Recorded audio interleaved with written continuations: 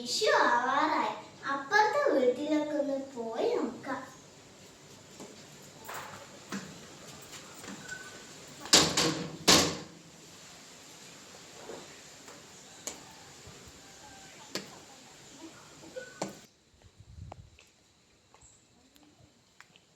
ഇവിടെയാണല്ലോ രമണിയുടെ വീട്.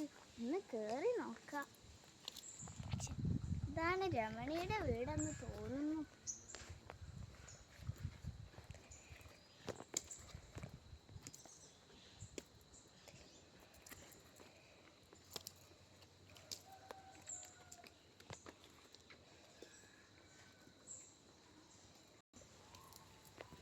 ഇതാരാ? രമണിയാണോ?